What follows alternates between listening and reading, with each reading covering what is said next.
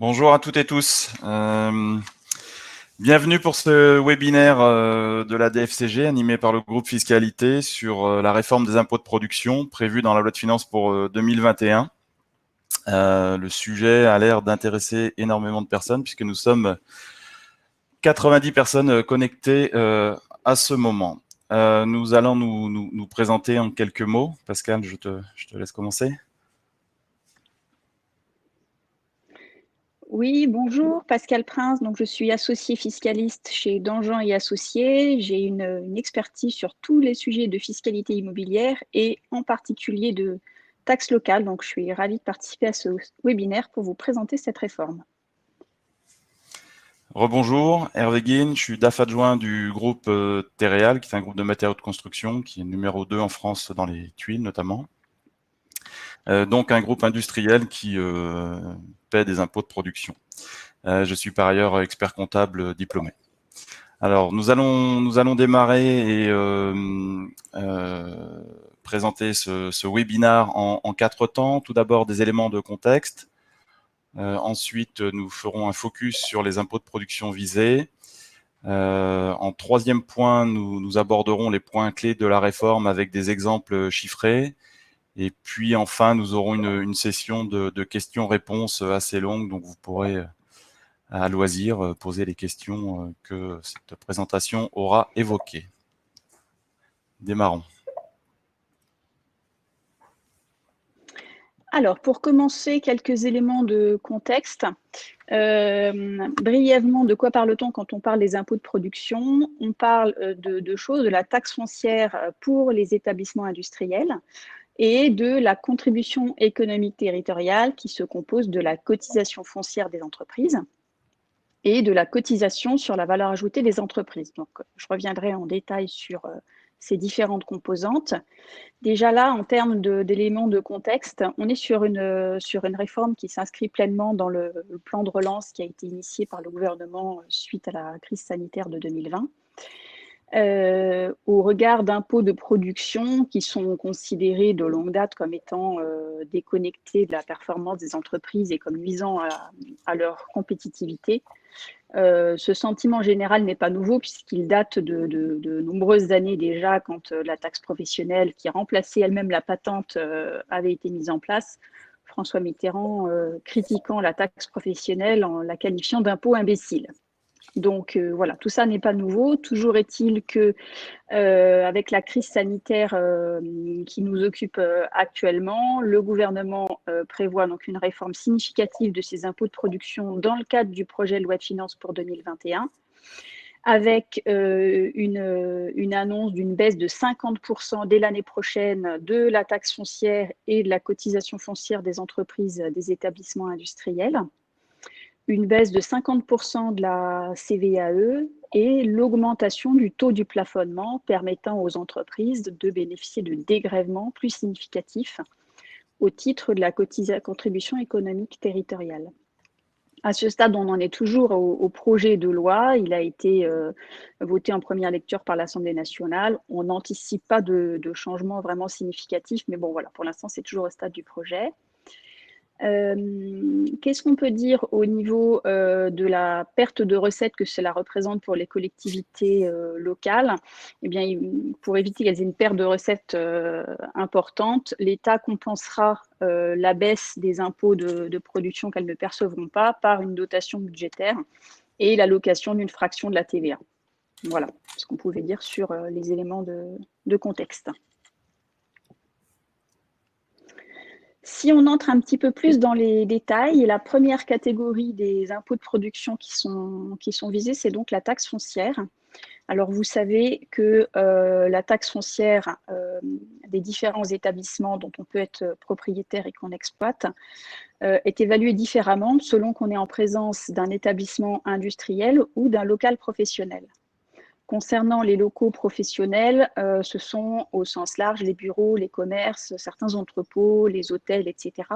Ces locaux-là ne sont pas visés par la réforme. Leur valeur locative n'est pas impactée par cette réforme. Il y a déjà eu une réforme en 2018 sur la base de ces locaux. Donc là, on n'y revient pas. Donc, on ne va parler que des établissements industriels, à savoir les usines et une certaine catégorie d'entrepôts.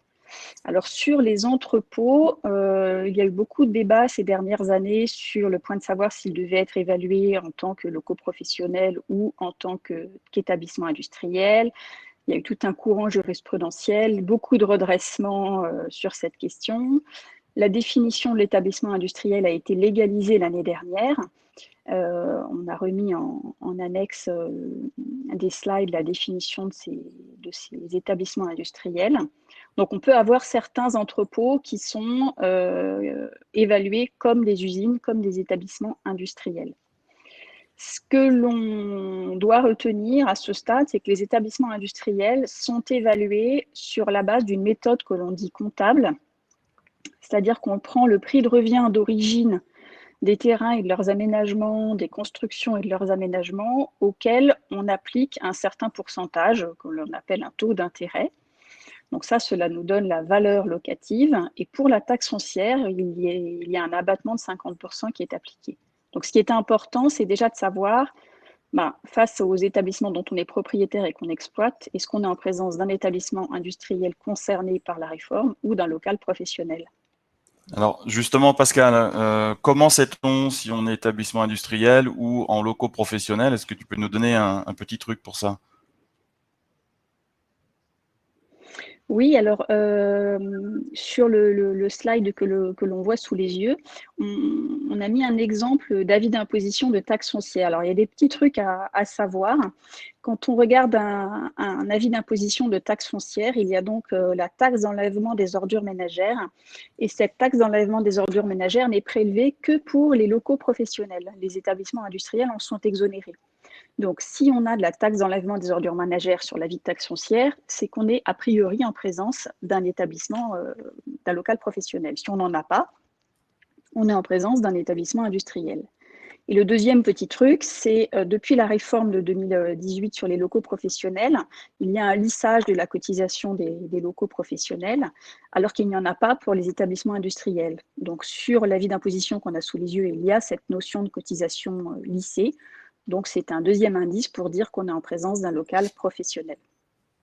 Voilà, donc je vous invite à aller voir vos avis d'imposition de taxe foncière que vous recevez en tant que propriétaire ou en tant que locataire quand on vous refacture la taxe foncière pour voir si vous êtes en présence d'un établissement industriel ou d'un local professionnel.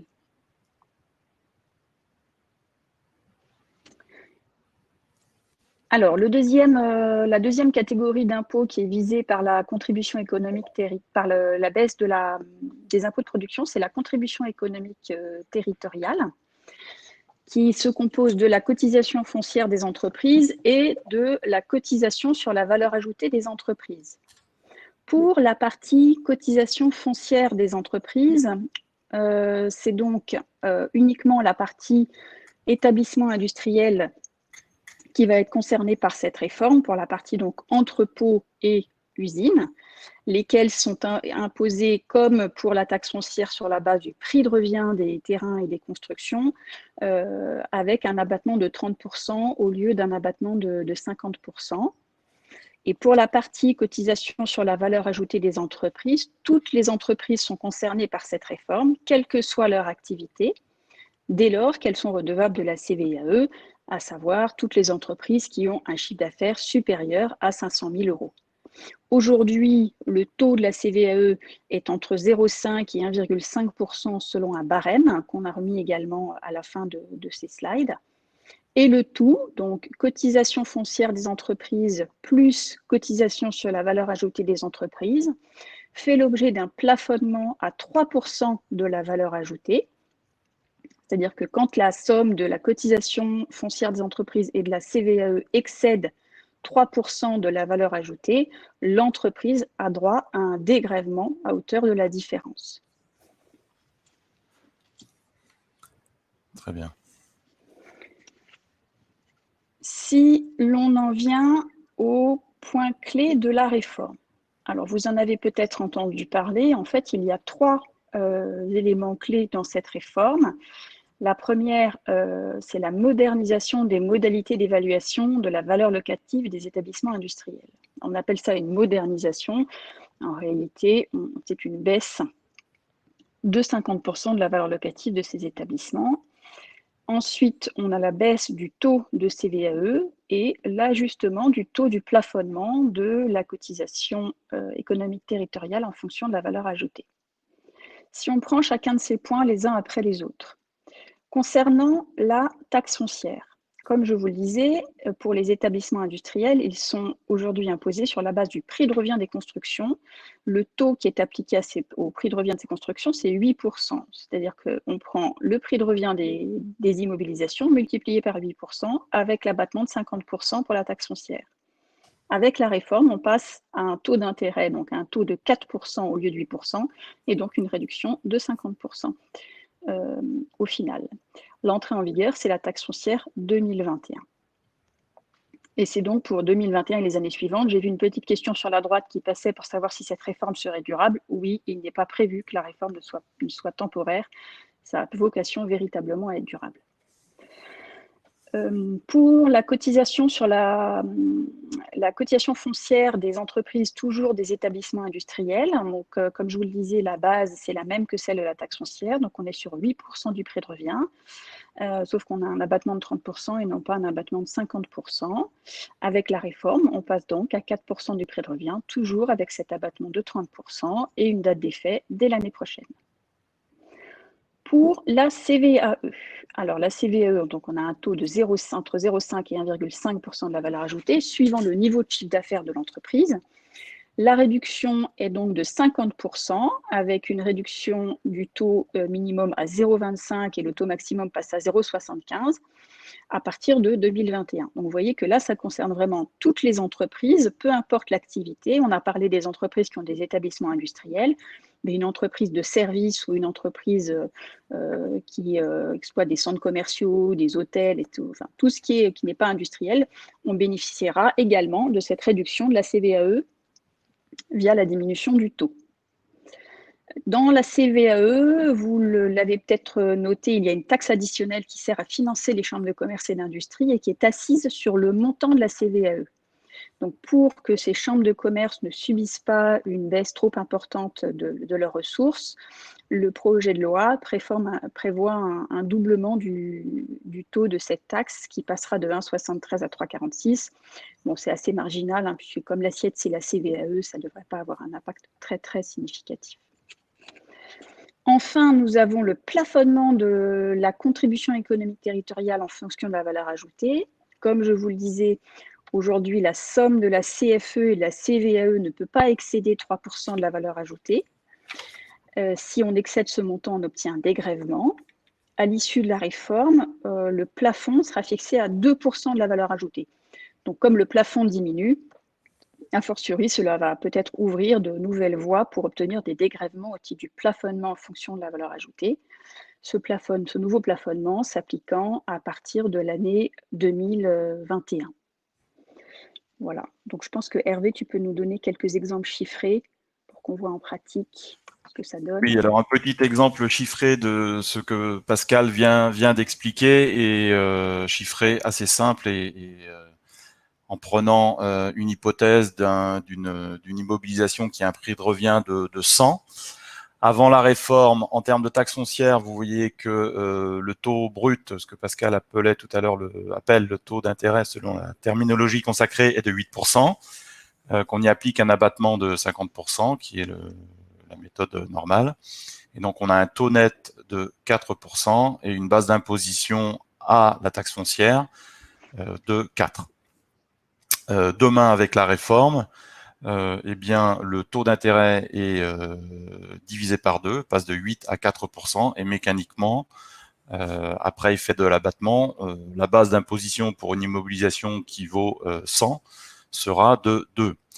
Pour mémoire, en matière de taxe foncière, hein, vous vous rappelez que une immobilisation acquise en N génère un impôt en termes de taxe foncière l'année N+1. Vous pourrez voir en annexe 3, Pascal a préparé une échelle de temps avec les décalages entre date d'acquisition des immobilisations et date de déclenchement de l'imposition. En termes de CET pour la partie CFE, le taux d'intérêt est identique à celui de la taxe foncière, donc 8%. L'abattement en matière de CFE est de 30%, et donc on a un taux net de 5,6%, ce qui fait une base d'imposition de 5,6 pour une immobilisation dont le prix de revient serait de 100. Et par le même effet mécanique, avec une réduction de 50% du taux brut, la base d'imposition sera d'elle-même divisée par 2 à 2,8. Nous rappelons également à cette occasion que pour les immobilisations acquises en N en matière de CFE, attention, la règle est un tout petit peu différente. Hors création d'établissement, la CFE sera majorée à compter de l'année N+2 pour une acquisition en N, sauf pour les créations d'établissements où là, la règle prévoit une imposition dès l'année N+1. Alors, comme j'ai vu quelques questions pendant que Hervé parlait, je vais y répondre rapidement. Bien sûr, cette baisse de la taxe foncière bénéficiera aux locataires, puisque le propriétaire, il refacture l'avis de taxe foncière. Donc, bien évidemment, en tant que locataire, vous allez en bénéficier directement au même titre que le propriétaire.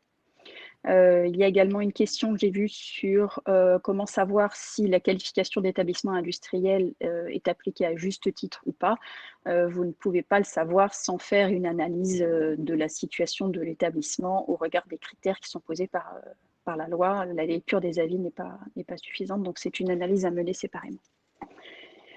Donc j'en viens au point suivant de la réforme. Qui vise là en fait à inciter les entreprises à s'implanter dans certaines communes. Donc c'est une mesure d'exonération facultative de la contribution économique territoriale en cas de création ou d'extension d'établissements. Donc c'est facultatif parce que c'est soumis à une délibération des collectivités territoriales. Donc pour savoir si cette exonération s'appliquera ou pas, il faut voir auprès de la commune si la délibération sera prise ou pas. L'idée, c'est donc d'exonérer de contribution économique territoriale de CFE les établissements en cas de création ou d'extension sur une commune. Donc en cas de création, on aura une exonération sur délibération au titre de l'année N à l'année N+4, l'année N étant l'année de création. Et en cas d'extension, donc si on agrandit un établissement existant, là on aura une exonération de N à N+5. Donc comme je le disais, c'est uniquement sur délibération et il faudra que cela soit fait sur demande de l'entreprise. Alors on va peut-être aller voir l'échelle de temps que j'ai mise en annexe. Voilà, quelques petits rappels sur les périodes de référence pour la taxe foncière et la CFE. Donc en haut du slide, nous avons l'hypothèse d'un nouvel établissement qui est créé sur une commune A, donc au cours de l'année 2020.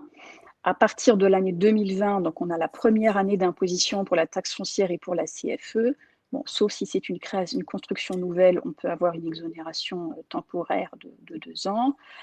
Donc pour la CFE en 2021, la première année, on a une réduction de 50%. Mais donc, pour une implantation en 2020 dans une commune A, première année d'imposition, taxe foncière et CFE 2021. Et puis après, les années suivantes, 2022-2023, on aura donc les effets de la réforme dès l'année suivant celle de la création, dès l'année 2021. Et dans la deuxième partie du slide, si jamais on a une création d'établissement courant 2021, c'est la même chose qui s'applique. L'exonération, du coup, s'appliquera à compter de l'année 2022 et l'année 2023 pour une création faite en 2021. Et si jamais la commune a voté pour une exonération plus longue, eh bien, on aura une exonération de 4 ans pour la création et de 5 ans pour l'extension.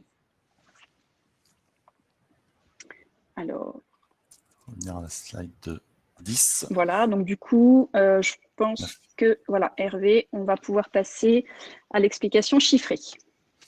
Merci Pascal. Donc l'idée de ce webinaire était aussi de pouvoir vous présenter un exemple chiffré de façon à bien visualiser les impacts et rentrer un petit peu dans les modalités de calcul du plafonnement.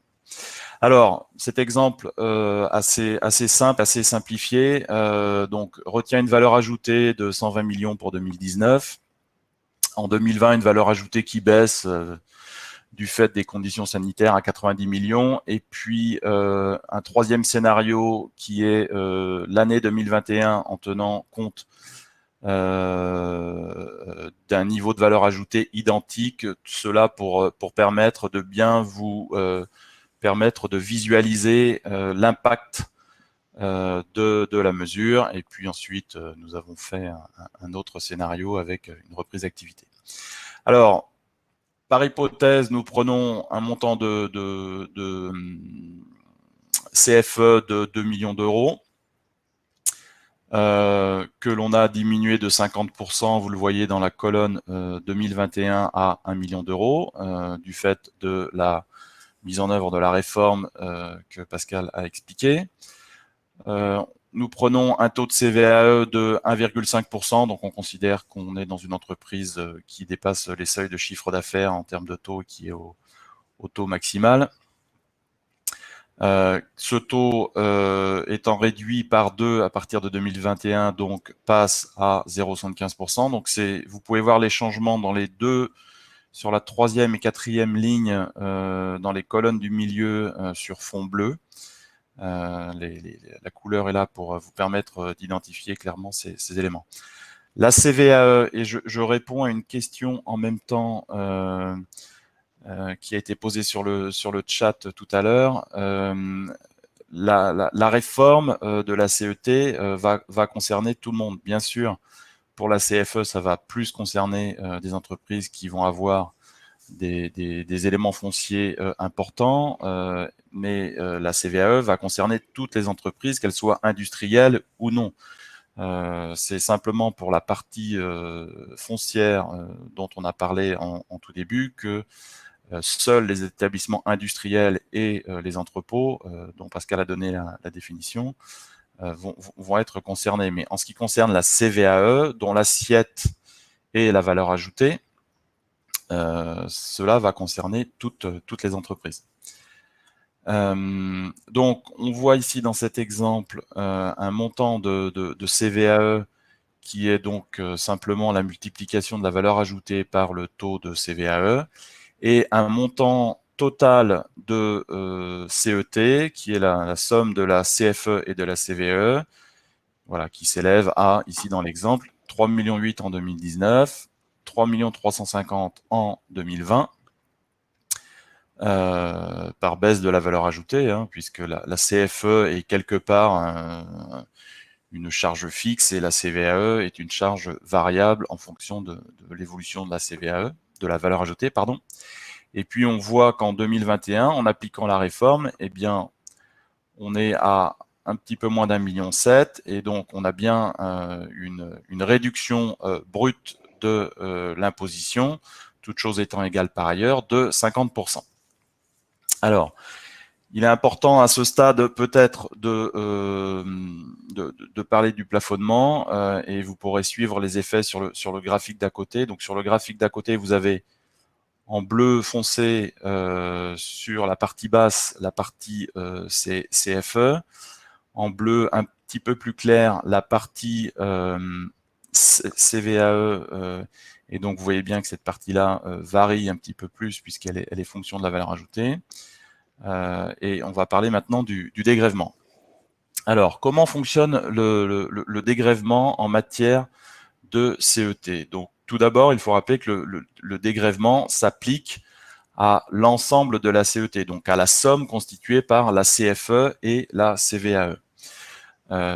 Et ce plafonnement est fonction à nouveau de la valeur ajoutée. Donc, à ce jour, le taux de plafonnement s'élève à 3% de la valeur ajoutée. Donc, vous pouvez voir dans l'exemple, dans le tableau chiffré, que la valeur ajoutée en 2019 de 120 millions à 3% donne un plafond de CET de 3,6 millions, et en 2020, avec une valeur ajoutée de 90 millions à 3%, va donner 2,7 millions, et on verra tout à l'heure pour les années 2021.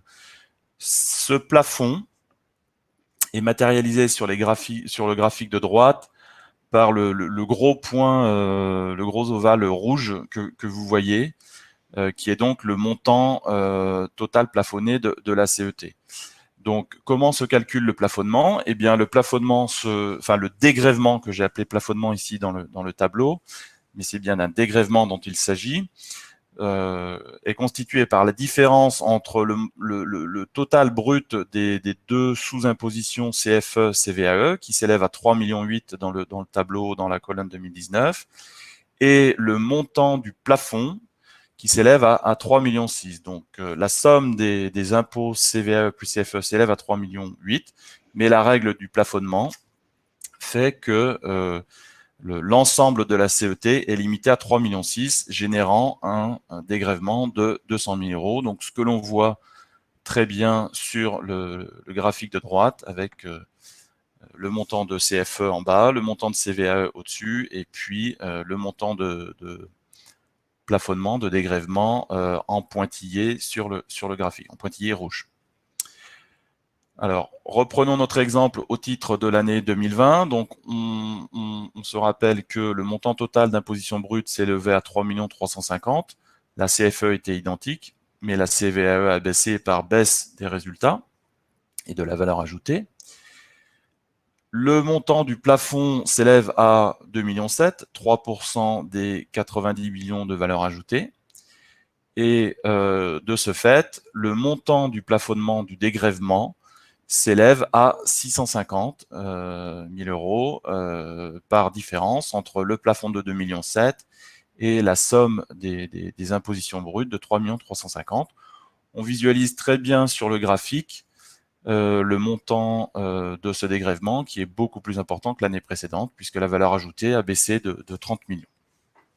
Alors, comment cela devrait-il se passer en 2021? Eh bien, nous avons vu que donc, la CFE sera divisée par 2, donc on passe de 2 millions à 1 million.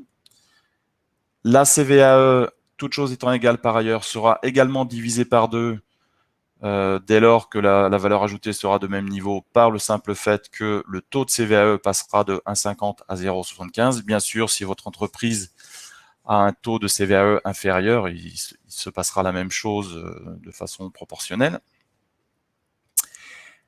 Et on voit bien que l'économie attendue sera de 1 675 000, soit 50%, ce qui est matérialisé sur le graphique par la petite flèche bleue avec le petit indicateur bleu. On voit bien que chacun des deux impôts par rapport à 2020 en valeur brute a été divisé par 2.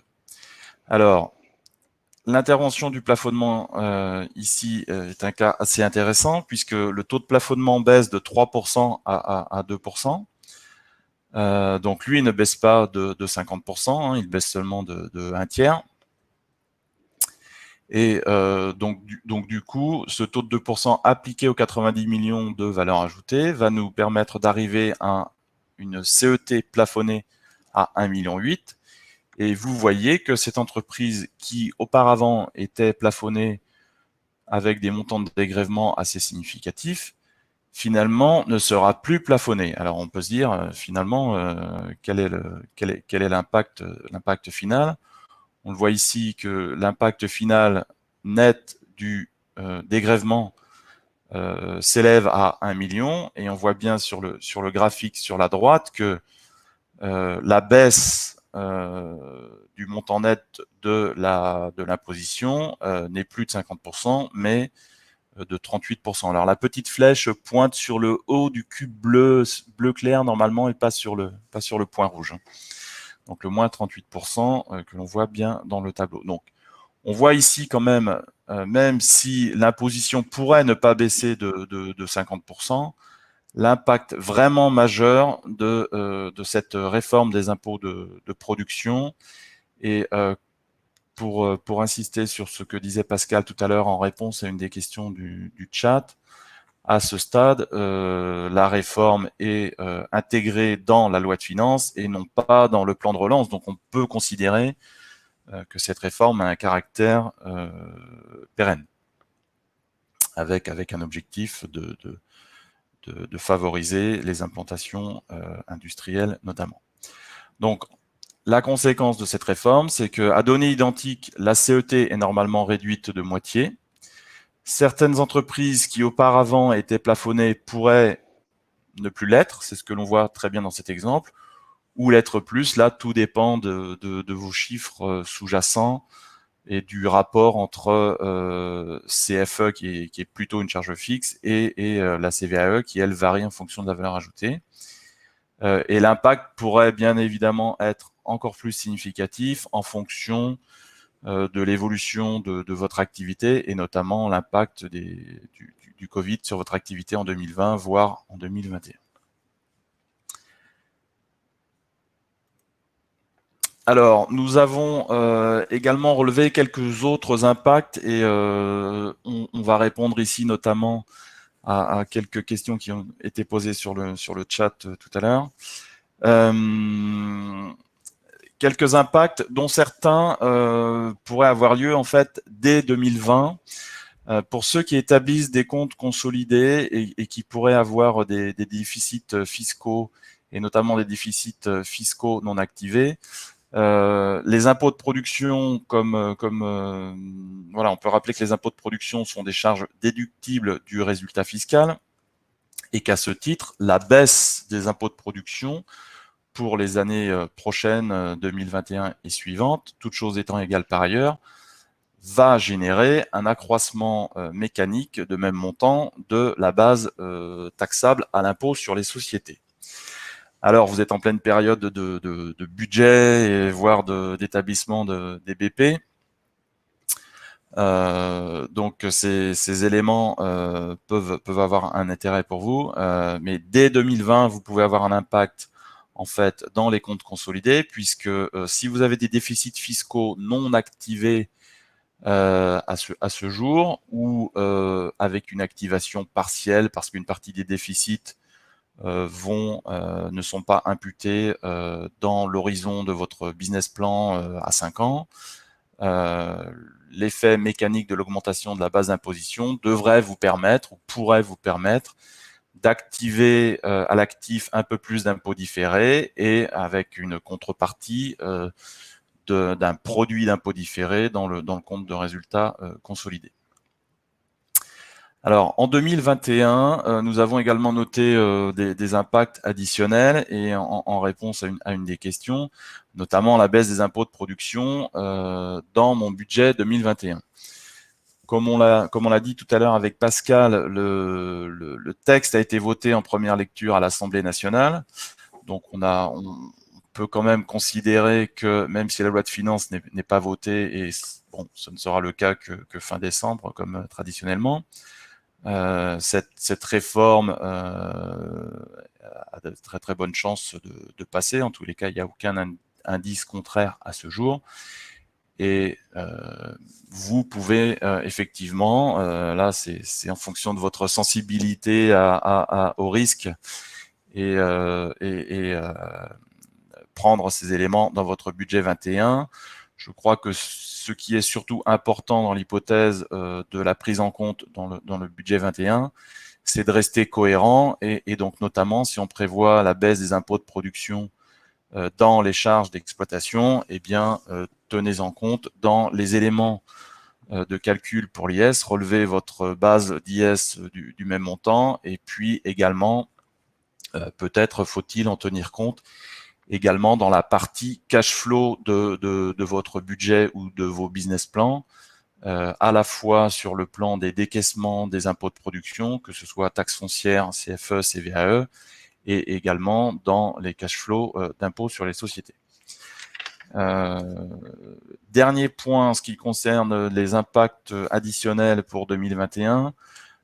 Pour ceux qui établissent des comptes consolidés en IFRS, ou qui sont filiales d'un groupe qui publie des comptes en IFRS, et pour lesquels le corporate demande des éléments d'information, il est utile de rappeler que en IFRS, la CVAE, de par son mode de calcul basé sur un agrégat économique, la valeur ajoutée, comme on l'a vu tout à l'heure, est considérée comme un impôt sur le résultat, Donc, à ce titre-là, pour vos prévisions en IFRS, n'oubliez pas non plus de tenir compte de cette réduction au niveau de la charge d'impôt sur le résultat dans les comptes consolidés.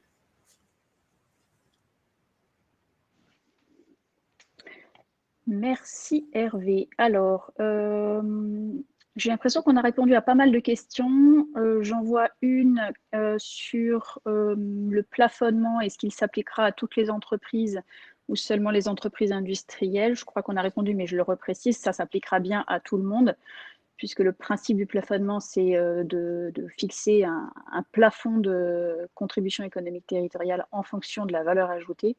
Et donc, quelle que soit l'activité de la société, on bénéficiera bien de cette diminution, enfin de cette réduction du taux du plafonnement. Ce qui veut dire que peut-être que pour certains d'entre vous, vous n'avez jamais bénéficié du plafonnement et que grâce à cette baisse du taux, vous allez pouvoir en bénéficier. Combiner en plus de ça avec la crise sanitaire et une baisse de la valeur ajoutée, c'est possible que si vous n'en avez jamais bénéficié, ça s'applique pour la première fois au titre de l'année 2021. Donc en fait, ça vaut vraiment le coup de faire le calcul.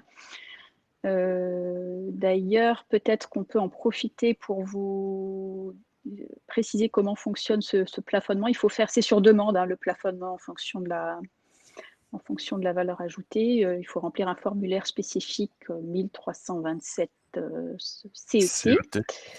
Une fois qu'on connaît, une fois qu'on connaît de manière définitive sa CET et sa CVAE, on peut calculer son plafonnement et faire une demande de dégrèvement.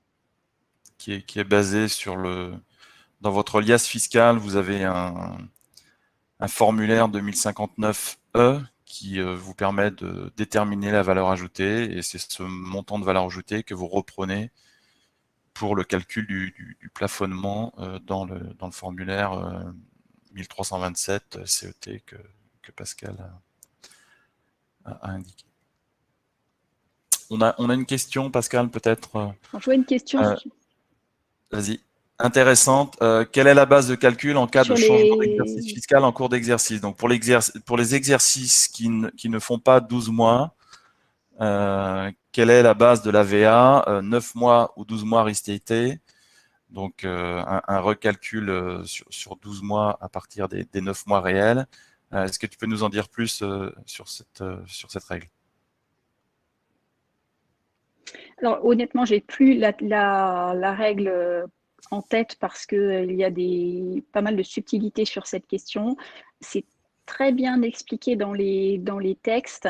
Dans mon souvenir, mais vraiment, il faut vérifier, le chiffre d'affaires qui sert d'assiette au taux de la CVAE doit être proraté pour être bien pris en compte sur 12 mois pour le taux. Et sur la CVAE, on prend la valeur ajoutée de l'exercice clos pendant l'année d'imposition. Donc, si jamais l'exercice a fait 9 mois uniquement, je crois qu'on prend que 9 mois, mais c'est sous toute réserve. Je n'ai pas le texte sous les yeux, il faudrait vérifier. Alors, moi, j'ai eu pratiqué cet aspect-là, mais je dois avouer qu'on n'a pas révisé exactement ce point. Et je ne m'en souviens plus. Donc, on pourra essayer de répondre ultérieurement à ce point-là. S'il y a d'autres questions sur le chat, je regarde. Quid en cas de clôture des comptes en juin? Quelle mise en application? Très bonne question. Donc là, on parle d'un exercice décalé, j'imagine, de 12 mois du 1er juillet au 30 juin. Donc là, on nous parle, le texte prévoit de s'appliquer aux impositions dues à compter de l'année 2021. Donc en principe, si on clôture un exercice de 12 mois au cours de l'année 2021, on devrait bénéficier de la réforme. C'est sous réserve des ajustements qui pourraient être précisés dans le texte définitif ou dans le beau fil de l'administration fiscale. Mais a priori, il n'y a pas de raison que ça ne s'applique pas pour un exercice de 12 mois clos en 2021 avant le 31 décembre. Alors, quelqu'un pose une question. La taxe 21 est calculée sur la base du résultat 2020. Point d'interrogation. La taxe 2000, enfin, là, je ne sais pas trop exactement quel est l'objet de la question. En tout cas, la CVAE 2021, elle est assise sur la valeur ajoutée d'un exercice clos en 2021. Il n'y a pas de décalage. Le décalage, en fait, c'est pour la taxe foncière et la CFE. La taxe foncière, elle est assise sur les données de N-1 et la CFE, elle est assise sur les données de N-2. Mais l'imposition est établie au titre de l'année. C'est simplement la base de calcul qui va chercher des éléments d'immobilisation foncière de l'année précédente. C'est de regarder les quelques questions additionnelles.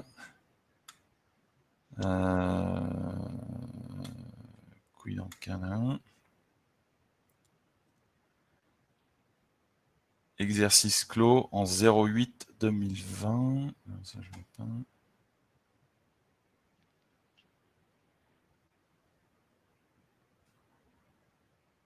Alors, question nous intéressante sur le plan clôturons. cash peut-être. Y aura-t-il un ajustement des acomptes?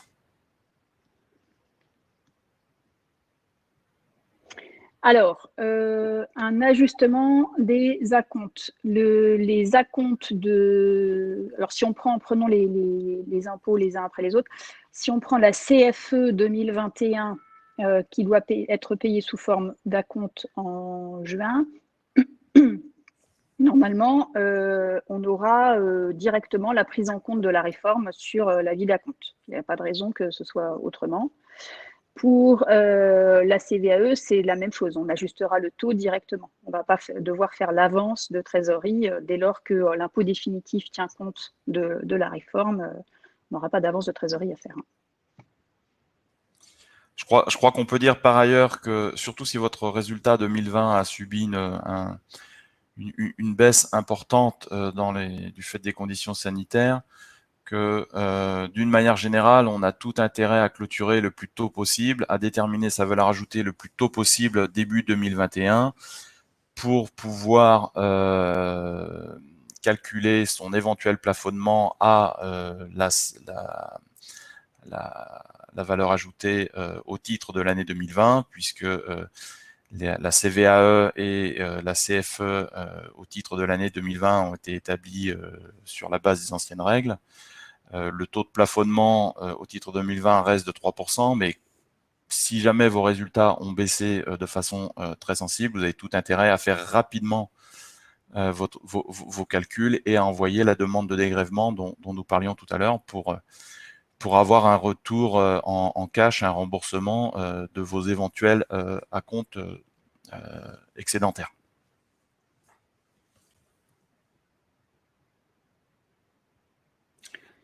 Question, quand doit être entérinée la réforme? Quand est-ce qu'on saura définitivement si la réforme passe ou pas?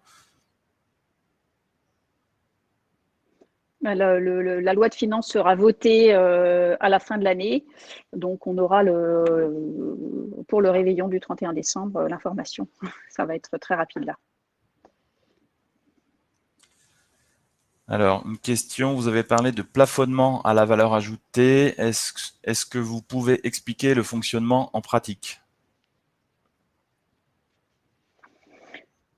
Alors, en pratique, on prend ces avis de cotisation foncière des entreprises, à l'exception des frais de chambre de commerce et d'industrie qui ne sont pas plafonnables, et la somme et sa CVAE, on additionne les deux impositions, et si la somme des deux excède le montant du plafond, c'est-à-dire excède 2% de la valeur ajoutée, Alors, on est en droit de 3% demander un aujourd'hui et 2% dégrèvement demain. sur le Ouais. fameux formulaire. Voilà, bien sûr. Ouais. Mais ce qu'on peut dire, c'est que le formulaire 1327 CET est vraiment très bien fait et vous permet vraiment de vous guider pas à pas. Et donc, il y a des petites spécificités comme effectivement les frais de gestion sur les avis de CFE qui ne sont pas à retenir. Mais si vous prenez le formulaire, il est vraiment très bien fait, donc vous arriverez facilement à vous y retrouver.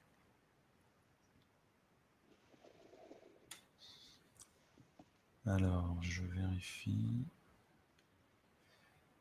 Alors, quelqu'un nous pose une question avec un invariant spécifique pour le traitement des eaux. Personnellement, je ne sais pas ce que c'est.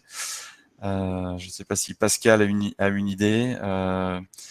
Donc, voilà, nous pourrions répondre à la question, mais peut-être que la personne qui a posé cette question peut nous faire une petite précision pour qu'on essaye de lui répondre, s'il vous plaît.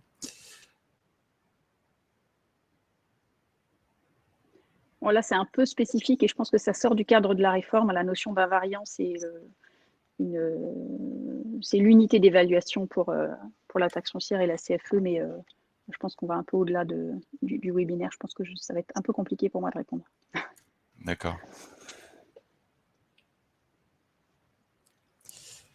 Bien. Y a-t-il encore des questions sur le chat? Je pense qu'on a peut-être pas répondu à tout, mais en tous les cas, adressé l'essentiel des questions.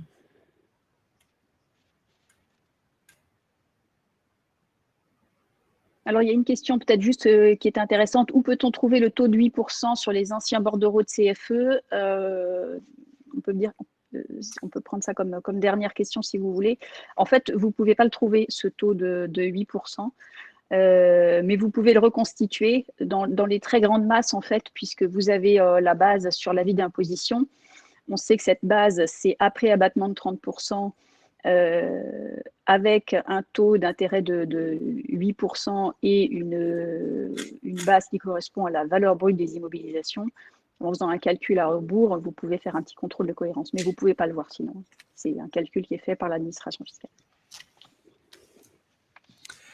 Peut-être une dernière question concernant la mise à disposition de la présentation que j'ai vue tout à l'heure. Là, peut-être que nos collègues administrateurs de la DFCG peuvent répondre en ligne à cette question sur le chat, s'il vous plaît, savoir si la présentation sera mise à disposition sur le site de la DFCG.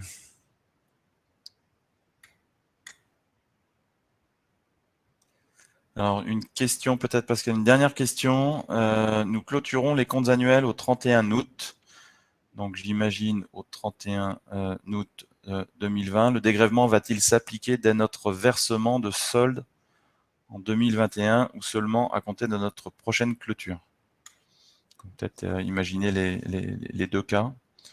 Clôture 31 août 2020 et 31 août 2021. 31 août 2020, je pense qu'il n'y a pas de sujet. Oui, ce sera que à partir du 31 août 2021 et ça rejoint là ce que j'ai dit tout à l'heure. Théoriquement, oui, ça devrait s'appliquer pour une clôture de 12 mois en 2021, puisqu'on parle de l'imposition 2021 à partir du solde. Ça devrait s'appliquer également, mais c'est une fois de plus sous toute réserve.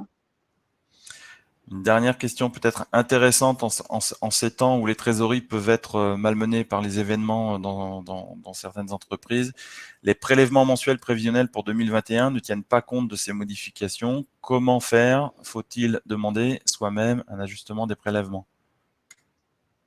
Donc, il y a des gens qui payent avec des prélèvements mensuels plutôt que des acomptes semestriels. Je crois que c'est prévu par le texte. Je ne l'ai plus en tête, mais je crois qu'il y a une disposition prévue par le texte. Alors, pour l'instant, c'est forcément, comme le texte n'est pas voté, que c'est en projet, c'est probablement un peu trop tôt. Dès que c'est voté, vous pourrez faire les demandes de modification. Très bien. Une très bonne remarque également pour apprécier l'effet IS, il faut prendre en compte la baisse progressive du taux d'IS. Donc, bien évidemment, on a la baisse du taux d'IS à 31% cette année, l'année prochaine, et puis qui va aller tout doucement vers les à 28,5, 26,5 et 25 de mémoire. Très bon complément.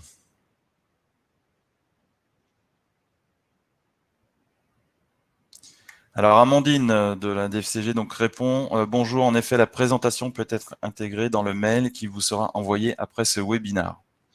Donc voilà pour les nombreuses personnes qui ont demandé si la présentation serait disponible. Voilà, je crois qu'il n'y a plus trop de questions. Voilà, beaucoup de remerciements. Merci beaucoup à tous. Vous avez été nombreux et visiblement intéressés par le sujet, puisqu'on on est resté avec un niveau de connexion supérieur à 100 personnes. Donc, les impôts, c'est pas toujours rébarbatif. Vous êtes montrés intéressés. Nous espérons avec Pascal avoir été le plus clair possible. Et à bientôt peut-être pour de nouveaux webinaires.